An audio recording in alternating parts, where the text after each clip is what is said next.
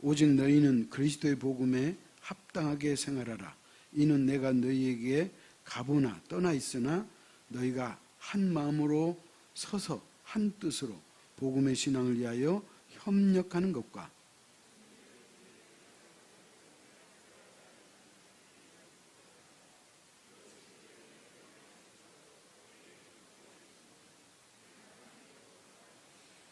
그리스도를 위하여 너희에게 은혜를 주신 것은 다만 그를 믿을 뿐 아니라 또한 그를 위하여 고난도 받게 하려 하심이라.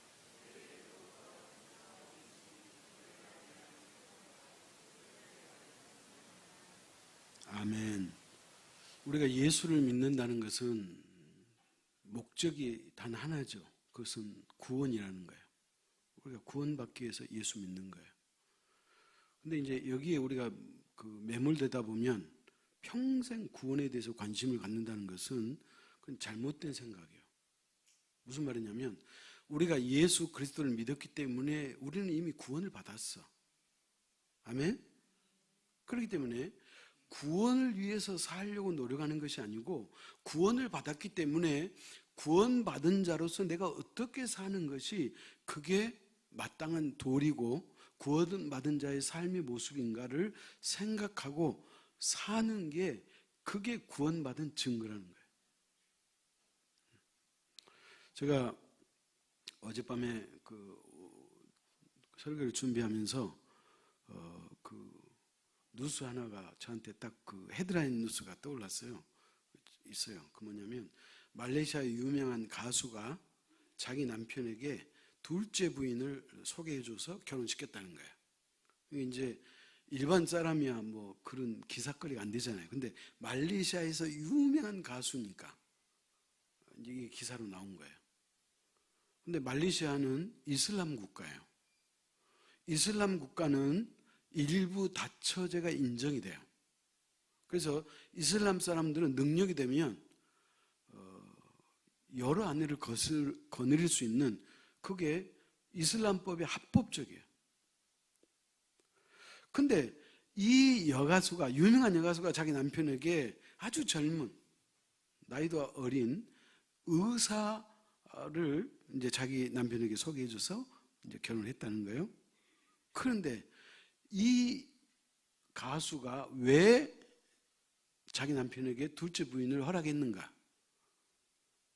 사실 신앙이 있든 없든 간에 자기 남편에게 둘째 부인이 있다는 것은 누구든지 어려운 일이잖아요. 근데 자기가 마음의 문을 열었다는 거예요. 왜 그랬느냐? 이슬람의 그 이맘이라고 하는, 그러니까 우리식으로 말하면 목사죠. 어느 그 이맘의 설교를 듣고 자기 마음을 열었다는 거예요. 그 뭐냐? 순종하는 자는 천국 갔고 구원받는다. 그래서 자기 남편에게 순종해서 둘째를 얻을 수 있도록 했다. 이제 이런 내용이에요. 그러니까 결론으로 말하면 뭐예요? 구원받기 위해서 그렇다는 거예요. 사랑하는 성도 여러분, 제가 분명히 말씀드리지만 이 땅에 기독교를 제한 모든 종교는 자력 종교예요. 자력 종교라는 말의 의미는 뭐냐? 자기가 노력을 해서 구원받는 거예요. 그러나 기독교만 유일하게 타력 종교예요. 나의 노력이나 나의 어떤 공로나 헌신, 대가가 나를 구원해 준 것이 아니고 하나님이 우리에게 거저 주시는 선물이요 은혜인 것을 믿으시기 바랍니다. 그런데 우리가 하나님으로부터 구원받는 것이 선물이요 은혜로 받기 때문에 이제 우리가 대다수 사람들이 이것을 가볍게 여기는 거예요. 그래서 여러분, 값싼 은혜, 값싼 구원, 그런 말이 있죠. 그건 뭔 말이냐? 내가 예수를 믿고 구원받았기 때문에 이제 대충 산다는 거예요.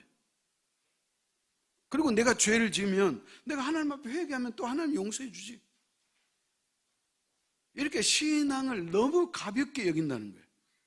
그래서 값싼 은혜, 값싼 구원이 나왔어요. 여러분, 우리의 구원은 결코 값싼 구원이 아니에요. 아니, 예수 믿는 사람들은 예수만 믿으면 구원받는다며. 그렇게 쉬운 방법이 어디 있어? 사람들 그렇게 이야기하고 믿지 않는 사람들 그렇게 질문을 하지만 여러분, 저와 여러분이 구원받는 것은 값싼 구원이 아니에요. 왜 그런 줄 아시죠? 하나님의 아들이신 예수 그리스도가, 쉽게 말하면 신이 인간의 육체를 입고 이 땅에 오셔가지고 나의 죄로 말미암아 내가 죽어야 되는데 나 대신 그리스도가 죽어주셨다는 거예요. 아멘? 그러니까 우리가 구원받는 것은 내가 예수 믿습니다, 믿을 것입니다, 이렇게 고백했다고 해서 구원받은 게 아니고 그 이전에 그리스도가 나를 위해서 십자가에 죽으셨다는 거예요. 그 십자가에 피 흘림이 있었기 때문에 우리가 구원받은 거예요. 아멘? 그렇기 때문에 구원받은 저와 여러분은 그 십자가의 은혜를 결코 잊어서는 안 된다는 거예요. 여러분, 우리가 예수님을 떠나서도 누군가 나에게 자비를 베풀고 누군가 나에게 은혜를 베풀고 심지어는 나를 위해서 죽어주지 않는다 할지라도 나에게 커다란 은혜를 주면 우리 은혜 잊지 않잖아요. 그런데 하나님의 아들 예수 그리스도가 저와 여러분을 위해서 내가 죽어야 되고 내가 지옥 가서 영원히 고통받아야 될 이 죄값을 그리스도가 대신 갚아주셨기 때문에 그 은혜로, 그 공로로, 나의 공로는 아니지만, 나의 노력과 나의 선행의 공로는 아니지만 그리스도의 공로로 우리가 구원받았음을 믿으시기 바랍니다. 그렇기 때문에 예수 믿는 사람은 구원의 확신을 가져야 된다. 그러나 이 구원의 확신이 내가 구원받았다, 나는 구원받았다, 그렇게 내가 주장한다고 해서 그러면 구원의 확신이 생기느냐? 그렇지는 않아요. 나의 신앙의 상태에 따라서 그 구원의 확신이 나에게 저절로 스며드는 거예요. 아멘? 그렇기 때문에 사실 우리가 구원의 확신이 있다 할지라도 내가 구원을 받았는지 못 받았는지를 정확히 뭘로 알 수 있냐는 거예요. 그런데 오늘 본문이 우리에게 그 단서를 줘요. 어떤 단서? 내가 구원받은 사람인지 그렇지 않는 사람인지를 가늠해 볼 수 있는 그 단서를 오늘 본문이 우리에게 제공해 주고 있다, 그렇게 말하고 있는 거예요. 오늘 본문 28절, 다시 한번 읽겠습니다. 무슨 일에든지 대적하는 자들 때문에 두려워하지 아니하는 이 일을 듣고자 함이라. 이것이 그들에게는 멸망의 증거요 너희에게는 구원의 증거니 이는 하나님께로부터 난 것이라. 자, 쉽게 말하면 이런 거예요. 이 땅의 모든 사람 중에 두 부류가 있다는 거예요. 하나는 뭐냐? 구원받은 증거가 있는 사람이 있고 또 한 부류는 멸망의 증거를 받은 사람이 있다는 거예요. 여러분, 사실이잖아요. 전 세계 사람을 딱 둘로 나눌 수 있어요. 예수 믿는 사람과 예수 믿지 않는 사람은 나눌 수 있어요. 예수 믿는 사람은 구원받은 사람이고 예수 믿지 않는 사람은 구원에서 멀어진 사람이에요. 그렇다면 예수 믿고 구원받은 사람은 구원의 증거가 있는 사람이고 예수 믿지 않는 사람은 멸망의 증거를 갖고 있다, 이런 얘기예요.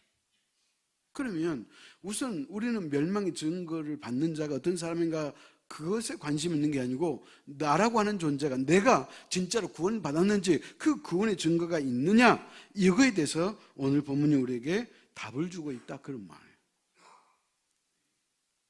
쉽게 말하면 이런 거예요. 저와 여러분이 구원을 받았다면 나의 입술의 고백만으로 구원받았다는 것이 아니고요, 내 삶이 구원받은 자의 삶의 모습으로 살고 있는가 아닌가를 보면 알 수 있다, 그 말이에요. 그래서 오늘 구원받은 증거를 제가 두 가지를 말씀드리고 싶은데, 하나는 뭐냐? 복음에 합당한 생활을 하고 있으면 그게 증거라는 거예요. 내가 교회 다니는 사람이고 내가 예수 그리스도를 나의 구주로 믿는다고 하고 있지만 내 삶이 그 복음과는 동떨어진 삶을 살면 그 사람에는 구원받은 증거가 없다는 거예요. 이게 중요한 얘기를 오늘 사도 바울이 해주고 있는 거예요. 빌립보서 4장 2절 3절 찾아갑시다.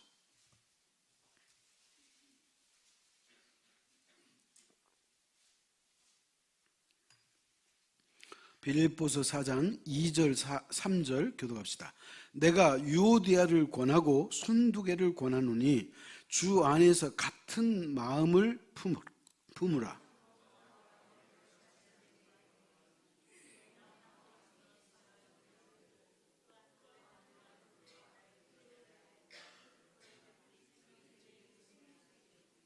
예. 여러분, 빌립보 교회는 사도 바울이 세운 교회예요. 그리고 이 빌립보서는 옥중에서 편지를 쓴 내용이거든요. 엡빌골몬, 이 네 편지는 사도 바울이 감옥에서 쓴 편지거든요. 자, 근데 그 빌립보 교인들의 그 소식을 자기가 들은 거예요. 감옥에 있었지만. 그러니까 사도 바울이 펜을 안 들 수가 없어요. 펜을 들었어요. 근데 그 내용 중에 하나가 뭐냐?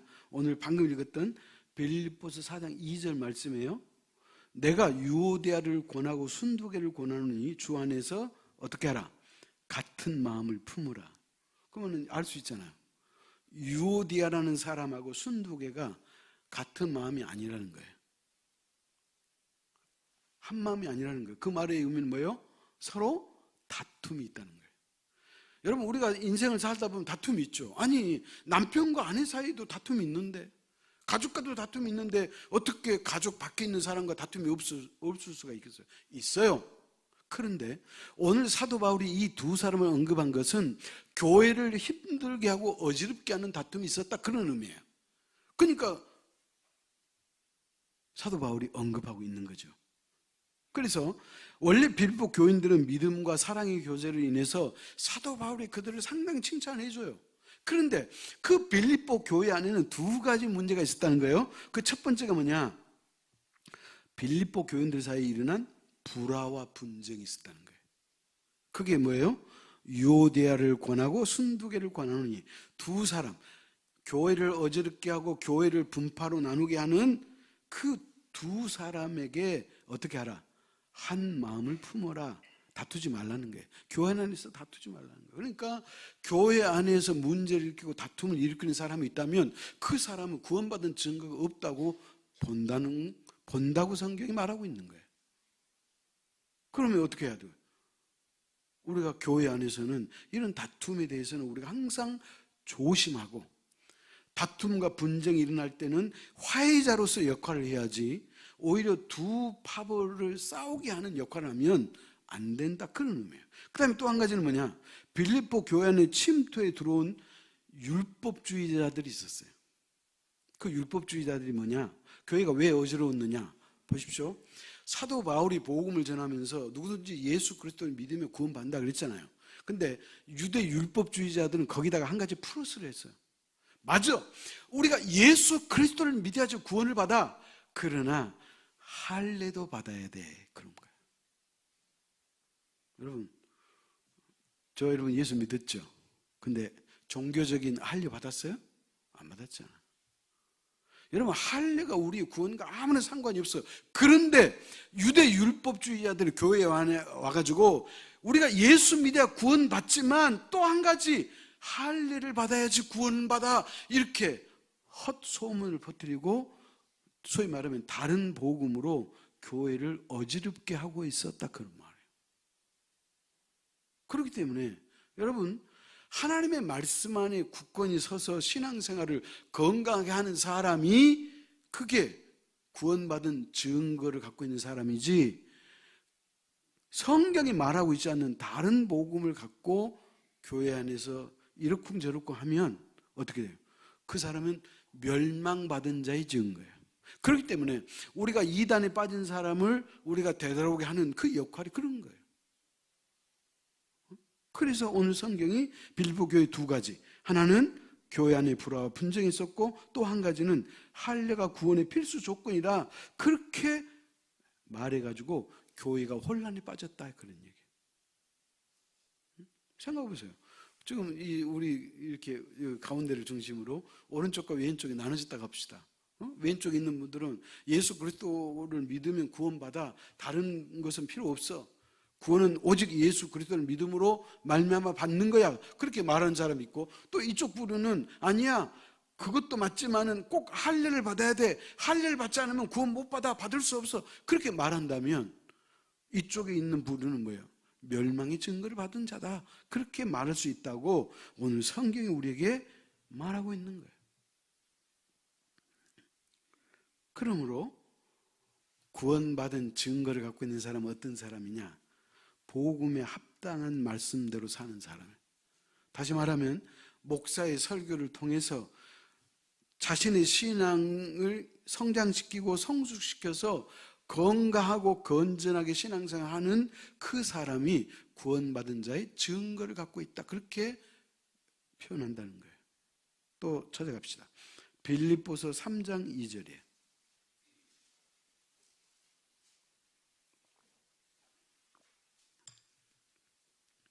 빌립보서 3장 2절 같이 읽습니다.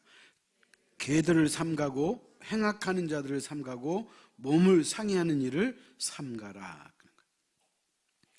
여기 보십시오. 여기서 말하는 개들이라는 것은 뭐냐면, 여러분 요즘에는 주인 없는 개 있죠. 떠돌이 개 있잖아요. 그죠? 그 떠돌이 개들이 얼마나 사납습니까? 그래가지고 언젠가 한정인 사모님이 새벽에 저한테 전화가 왔어요. 집에서 나왔는데 지금 그 개가 한 마리 있어가지고 도저히 갈 수 없다는 거예요. 그래서 내가 달려갔죠. 그게 무슨 얘기예요? 피해를 주고 있는 거잖아요. 그러니까 여기서 말하는 개는 그와 같이 개들이 그런 피해를 주듯이 교회 안에서, 성도 안에서 피해를 주는 사람들을 의미하는 거예요. 그러니까 상징적인 단어예요. 그래서 개들을 삼가고 행악하는 자들을 삼가고 나쁜 일을 하는 사람들을 삼가고, 그 다음에 몸을 상해하는 일을 삼가라. 자기 몸을 자해함으로 인해서 고통을 유발시키는 거잖아요. 그죠? 여러분, 불교도요, 이 고행하는 거잖아요. 여러분, 불교는 고행을 해서 득도하는 것이 하나의 그 득도의 그 한 과정이에요. 그런데 그런 의미예요. 그래서 여러분, 다른 종교도 마찬가지고 자기 몸을 상해시키는 거예요. 내가 내 몸을 스스로 고통스럽게 만들면 내가 섬기는 신으로부터 은혜를 덧입는다고 보는 거예요. 그러니까 이런 자들을 어떻게 하라? 삼가하고 조심하라. 그렇게 말하는 거예요. 그렇기 때문에 이렇게 초대교회부터 오늘까지 이단은 결코 사라지지 않아요. 주님이 이 땅에 오시기 전까지 이단은 사라지지 않아요. 그러니까 그런 사람들을 대적하고 그런 사람들을 대적하는 것에 두려워하지 않는 그 자가 구원받은 증거를 갖고 있는 자다. 그렇게 성경이 말하고 있는 거예요. 그러므로 사랑하는 성도 여러분, 구원받은 자의 증거는 뭐냐? 복음적인 신앙을 갖고 그 다음에 이렇게 이단들을 대적하고 또 그들을 물리치고 그들 속에 있는 자들을 소위 말하면 끄집어내게 하는 그 역할은 성도, 그 성도가 바로 구원의 증거가 되고 있다. 성경은 그렇게 말하고 있는 거예요. 그렇기 때문에 쉽게 말하면 건강한 교회에서 건강한 신앙생활 하는 사람은 구원받은 증거를 갖고 있는 자고, 건강한 교회에서 신앙생활 하다가 이단에 빠져가지고 이단의 교주의 말을 따르고 거기에 추종하는 그 사람들은 오늘 성경의 표현으로 말하자면 멸망의 증거를 가진 자다. 그렇게 표현할 수 있다는 거예요. 우리나라에 유명한 극동방송을 세우신 분이 있는데 이분이 김장한 목사님이에요. 이분이 연세가 상당히 많으시죠. 90에 아마 가까우실 것 같은데, 이분이 미국 가서 일찍 공부하고 이분의 사모님이 미국 분이에요. 근데 이제 이 김장한 목사님이 미국에서 공부를 마치고 이분의 교단이 침례교인데 침례교의 아주 대단한 인물이고 어른이에요. 근데 이제 이분이 미국에서 공부를 하고 마치고 돌아왔는데 1973년도에 우리나라 여의도에서 빌리그리암 목사님의 대전도 집회가 있었어요. 이게 대단한 집회였어요. 이렇게 많은 소위 말하는 성도들이 참여한 집회는 아마 없을 거예요. 그런데 이 빌리 그레이엄 목사님이 이제 한국에 오시니까 이분의 설교를 통역해야 될 사람이 필요하잖아요. 그래서 그 당시 우리 통합 측의 그 영락교회, 지금은 이제 소천하셨는데, 한경직 목사님이 빌리 그레이엄 전도대 대회장이었어요. 그래서 이제 이 빌리 그레이엄 목사님이 설교할 때 통역할 통역자가 필요해서 이 김장한 목사님이 미국에서 공부하고 왔잖아요. 그래서 이제 마땅한 인물이다 그렇게 생각하고 전화를 했더라는 거예요. 그래서 이제 이번 빌리 그레이엄 전도 집회에 김장한 목사님께서 통역 좀 해주십시오 이렇게 이제 부탁이 들어오니까 당신이 대답을 못했다는 거예요. 말미리 달라고 그랬다는 거예요. 왜 그랬느냐? 김장한 목사님이 미국에서 이제 침략에서 공부를 했잖아요. 공부를 할 때 이 자기 교단과 색깔이 안 맞았다는 거예요. 누가? 빌리 그레이엄 이 강사 목사님이. 그래서 이제 자기가 미국에 있을 때 빌리 그레이엄 목사님을 자유주의자로 봤어요. 그러니까 자기는 신앙이 보수인데 빌리 그레이엄 목사님은 진보 쪽에 속한다는 거예요. 그러니까 신앙의 성격이 맞지 않으니까 내가 통역자로 서지 않겠다 그런 생각도 가졌고, 또 한 가지는 내가 혹시 통역을 해가지고 이것이 미국 침략의 본부에서 한국 침략에 많은 도움을 주는데 그 도움이 끊기면 어떨까 그런 걱정이 생겨가지고 답을 안 줬다는 거예요. 그래서 이제 기도하면서 고민하고 있는데, 제가 아까 서두에 그랬잖아요. 그 부인이 미국 분이라 그랬잖아요. 그 뚜루디 사모님인데 이 사모님이 이렇게 이야기했다는 거예요. 당신은 당신의 조국을 전도하기 위해서 미국에서 공부하고 여기까지 왔는데 그렇게 귀한 일에 하나님이 당신을 쓰시고자 하는데 왜 당신은 거절하느냐? 그렇게 당신 부인이 이야기를 해서 그래서 수락을 했다는 거예요. 그래서 이제 그 빌리 그레이엄 전도 집회 통역자로 섰어요. 섰는데 그때 자기가 일생 가운데 큰 은혜를 받았다는 거예요. 그리고 그 통역이 자기가 엄청난 경험을 주는 것뿐만 아니고 그 이후로도 이분이 김장한 목사님이 정말로 위대하게 쓰임을 받았거든요. 근데 그분의 고백이에요. 제가 읽습니다. 나 한 사람의 아니만 생각해서는 하나님의 일을 할 수 없습니다. 주님을 위해 살 때 복음을 전하는 일에 모든 것을 걸 때 하나님이 역사하시고 모든 필요를 채워주셨습니다. 그러므로 나는 복음 전하는 일이 그때 이후부터 내 삶의 우선순위가 되었습니다. 이렇게 고백했다는 거예요. 사랑하는 성도 여러분, 그러니까 무슨 말이냐면 구원받은 사람의 증거가 뭐냐? 복음 전하는 일에 최우선순위를 두는 사람. 하나님을 섬기고 우리가 전도하고 선교하고 주의 일을 하는 일에 있어서 나의 하는 일의 우선이 아니고 주님의 일에 우선순위를 둔 그 사람은 어떻다는 거예요? 구원받은 증거가 있는 사람이다, 그런 말. 그러면 자, 여러분에게 똑같은 일이 할 일이 두 가지가 있어요. 그런데 이 똑같은 일이 아니죠. 여러분이 해야 될 두 가지 일 가운데 어떤 일을 우선순위에 두느냐, 그 일에 우선순위를 둔 그 사람, 다시 말하면 주의 일에 내 삶에 우선순위를 두는 그 사람은 구원받은 증거를 갖고 있는 사람이다. 그렇게 성경이 말하고 있는 거예요. 찾아갑시다. 사도행전 20장 22절 24절이에요.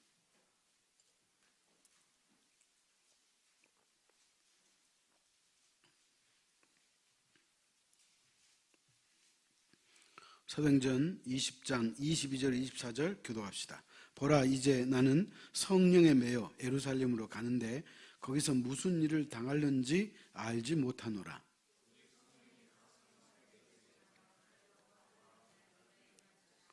내가 달려갈 길과 주 예수께 받은 사명 곧 하나님의 은혜의 복음을 증언하는 일을 마치려 하면은 나의 생명조차 조금도 귀한 것으로 여기지 아니하노라. 여러분, 사도 바울이 예루살렘을 방문하려고 했을 때 자기 앞에 위험이 있다는 것을 알았어요. 자기가 예루살렘에 가면 자기 동족 유대인으로부터 많은 고통과 또 피해가 있을 것을 알았어요. 그런데 그럼에도 불구하고 자기는 예루살렘 교회를 갈 수밖에 없어. 왜 그랬느냐? 본인 표현에 이렇게 썼잖아요. 나는 성령에 매여. 나는 내가 내 앞에 닥칠 그 어려움과 힘듦과 고난이 있기 때문에 나는 예루살렘을 가고 싶지 않아. 근데 성령께서 강력하게 나를 이끄시니 내가 성령에 매여 있는 사람으로서 나는 성령의 음성을 듣고 나 예루살렘에 가겠다. 그러나 내가 예루살렘에 가서 결박과 환난이 나를 기다린다는 거예요. 가면 분명하게 자기에게 어려움과 힘듦과 고난이 있다는 것을 그는 알았어요. 그럼 또 뭐라 그래요? 24절 내가 달려갈 길과 주 예수께 받은 사명 곧 하나님의 은혜의 복음을 증언하는 일을 마치려면은 나의 생명조차 조금도 귀한 것으로 여기지 아니하노라. 사랑하는 성도 여러분, 제가 오늘 여러분에게 이렇게 여러분의 삶을 이렇게 주문하지 않아요. 무슨 말이냐? 우리가 하나님을 섬기는 일에 있어서 조금이라도 여러분의 생각과 마음과 삶이 하나님 편으로 기울어지고 있다면 그 사람은 구원받은 자의 증거를 갖고 있다, 그런 말이에요. 그렇기 때문에 우리가 이 땅에 살면서 우리가 쉽게 가볍게 우리가 인생을 사는 것이 아니라 항상 기준은 하나님이어야 되고 하나님의 말씀이 여러분의 선택의 기준이 되어야 되는 줄 믿으시기 바랍니다. 그 다음에 두 번째요. 구원받은 자의 증거가 뭐냐? 반드시 예수 그리스도를 위한 고난받는 삶이 있어야 한다는 거예요. 29절, 오늘 보면 29절 같이 읽습시다. 시작. 그리스도를 위하여 너희에게 은혜를 주신 것은 다만 그를 믿을 뿐 아니라 또한 그를 위하여 고난도 받게 하려 하심이라. 그랬어요. 자, 보십시오. 하나님께서 우리로 하여금 예수 믿게 해주셨잖아요. 그죠? 내가 예수님을 먼저 찾아가고 내가 오늘부터 예수 믿겠다. 여러분이 결정해서 예수 믿는 거 아니에요? 성경에 보면 저와 여러분을 부르신 이가 하나님이에요. 그러니까 내가 예수 믿는 것도 하나님의 은혜고 내가 예수를 믿고 구원받는 것도 하나님의 은혜예요. 그렇다면 오늘 사도 바울이 뭐라 그래요? 우리가 예수 그리스도를 믿는 것이 하나님의 은혜일진데 고난받는 것도 뭐다? 하나님의 은혜다. 그렇게 말하는 거예요. 자, 우리는 어떻게 하든지 나는 예수 믿고 구원받기를 원해. 그런데 고난은 원하지 않아요. 그래서 어떤 사람은 기도할 때 언제든지 내 삶 속에는 우리 가족 가운데는 우리의 자녀 가운데는 고난받는 일이 없기를 원합니다. 이렇게 기도하면 그 기도는 사실 잘못된 기도예요. 왜? 예수 믿는 것도 하나님의 은혜지만 그리스도를 위해서 고난받는 것도 하나님의 은혜다. 그렇게 말하고 있는 거예요. 그래서 방금 읽었던 이 말씀을 새 번역으로 읽어보면 어떻게 번역을 해놨냐면 은혜라고 말하지 않고 고난이라고 말하지 않고 특권이라고 그렇게 말하고 있어요.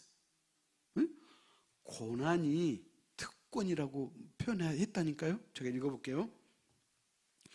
여러분이 그리스도를 믿을 뿐만 아니라 그를 위하여 고난을 받는 것은 그리스도를 위해서 여러분이 받는 특권입니다. 내가 예수 그리스도를 위해서, 복음을 위해서 내가 무엇인가 조금이라도 헌신했다면 그게 특권이라는 거예요. 하나님이 나에게 특권을 주셔서 내가 그 일을 한다는 거예요. 목사님, 내가 주를 위해서 이만큼 헌신했습니다.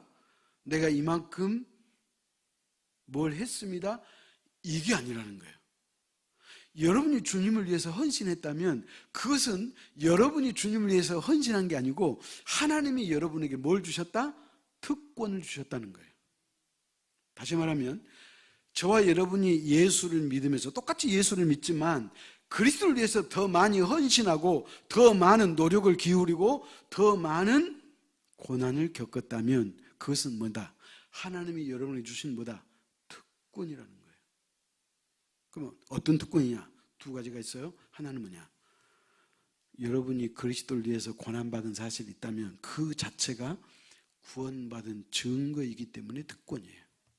아멘? 나는 예수 믿기는 믿었어도 나는 한 번도 내가 고난, 헌신 생각해 본 적도 없어. 나는 예수 믿고 그냥 구원 받았으면 좋겠어. 이렇게 생각하는 사람은 하나님부터 특권을 한 번도 못 받은 사람이에요. 그 다음에 또 다른 특권이 뭐냐? 그것은 하나님이 여러분에게 이 다음에 상급을 주시기 위한 특권이에요. 아멘? 자, 창세기 22장에 보면 하나님께서 아브라함에게 너의 독자 이삭을 나에게 바쳐라 그러잖아요. 그랬어요? 안 그랬어요?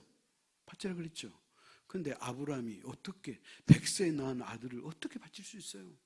못 바쳐. 저와 여러분은 못 바쳐. 그렇기 때문에 하나님이 저와 여러분에게 너의 아들을 나에게 바치라 그렇게 명령하지 않아요. 그러나 아브라함은 하나님이 그렇게 명령하면 그 명령대로 순종할 만하기 때문에 하나님께서 그에게 그 말씀을 하시는 거예요. 그래서 아브라함이 이튿날 나귀의 안장을 세우고 제사 드릴 때 쓸 땔감과 그 다음에 불씨를 들고 3일 길을 걸어서 모리아산 올라가잖아요. 그 모리아산이 어떤 산인지 아시죠? 갈보리 언덕이에요. 갈보리. 구약의 모리아산이 신약의 예수님이 십자가에 못 박혀 죽으신 갈보리 산이라니까요. 자, 그런데 아브라함이 그래서 그 아들 이삭을 죽이려고 하니까 하나님 뭐라 그래요? 아브라함아, 아브라함아, 내가 내 독자 이삭을 나에게 바친 것을 보니까 너가 진정으로 나를 사랑하는 줄 내가 이제 알겠다. 바치지 마라. 내가 눈을 들어보면 수풀에 순양이 하나 걸려 있을 것이다. 이삭은 죽이지 말고 그 양을 대신 잡아라. 여러분, 이게 십자가 사건이라니까요. 그래서 여러분, 아브라함은 자기 아들을 바칠 각오를 했잖아요. 그죠? 이게 여러분 헌신 중에 헌신 중이고 고난 중에 고난이잖아요. 근데 이것을 성경은 뭐라고 표현했다? 특권이에요, 특권. 그래서 여러분 창세기 22장 이후부터 아브람과 그의 후손은 일평생 하나님부터 축복을 받아요. 왜? 하나님이 주신 특권을 그가 누리고 있다는 거예요. 어떤 특권? 아들 이삭을 바친 특권. 아들을 바치는 것이 고난이 아니에요. 아브라함에게는 뭐예요? 특권이었다니까요. 그러니까 저와 여러분이 주를 위해서, 교회를 위해서, 혹은 선교를 위해서 여러분이 드리는 그 헌신은 이 다음에 하나님으로부터 상급으로, 보상으로 돌아올 줄 믿으시기 바랍니다. 그렇기 때문에 주애를 많이 하십시오. 복음을 위해서 여러분이 많이 헌신하십시오. 그것은 하나님이 여러분에게 주는 특권이에요. 어떤 특권? 구원받은 증거.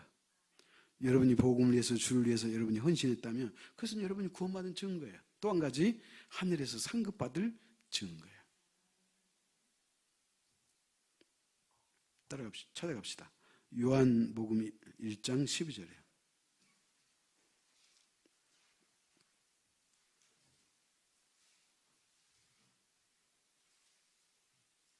요한복음 1장 12절 시작. 영접하는 자 곧 그 이름을 믿는 자들에게는 하나님의 자녀가 되는 권세를 주셨으니. 여기서 권세라는 말이 세번역으로 뭐라고 번역이 됐냐면 특권을 주셨다 그렇게 나와요. 특권. 자녀된 권세는 곧 뭐다? 특권이라는 거예요. 저와 여러분이 예수를 믿고 하나님의 자녀가 됐어. 그 자녀라고 하는 그것의 또 다른 표현이 뭐냐? 특권이에요.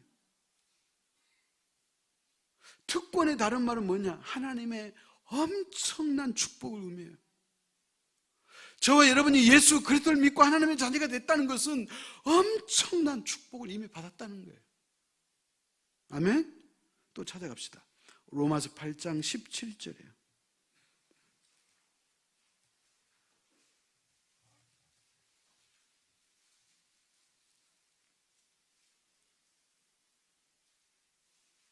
같이 읽습니다.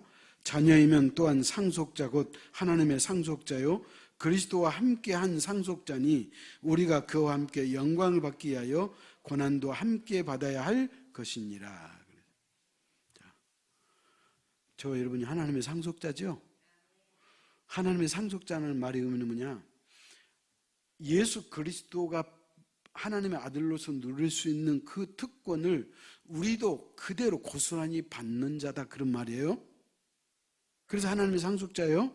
그러면 하나님의 상속자는 어떻게 살아야 되느냐? 우리가 그와 함께 영광을 받기 위하여. 여기서 말하는 그는 예수 그리스도요. 예수 그리스도가 십자가를 지심으로 하나님께 영광을 돌리는 것처럼 우리도 고난을 통해서 그리스도가 받는 그 영광을 받고 더 나아가서 그것을 위해서는 무엇도 받아야 된다? 고난도 받아야 된다. 그런 말. 결론이에요. 예수를 믿고 구원받은 자의 증거가 뭐냐? 내가 그리스도를 위해서 고난받은 사람이 있다면 그 사람은 구원받은 증거를 갖고 있다 그 말이에요. 그러므로 진실로 예수 그리스도를 믿는 사람은 고난을 회피하잖아요. 여러분, 우리가 똑같이 예수를 믿으면서 좋은 자리 차지하려고 하고 좋은 것만 우리가 누리려고 하면 그것은 욕심이지 그것은 축복이 아니에요. 우리는 이미 우리가 갚을 수 없는 하나님의 엄청난 은혜를 받았기 때문에 그 받은 바 은혜에 대해서 내가 평생 하나님을 위해서 사는 그 삶이 곧 구원받은 증거임을 믿으시기 바랍니다. 근데 나는 그 어머니 은혜의 그 표현대로 진자리 마른자리 마다하지 않고 부모가 우리를 키우는 거잖아요. 마찬가지예요. 우리도 좋은 것만 예수 믿고 가지려고 하고 추구하려고 하면 그 사람에게는 구원받은 증거가 없다고 보면 되는 거예요. 구원받은 증거는 고난이 있어야 하는 거예요. 고난도 우리가 함께 받아야 된다. 그렇게 말하고 있는 거예요. 빌립보서 1장 3절 5절 찾아갑시다.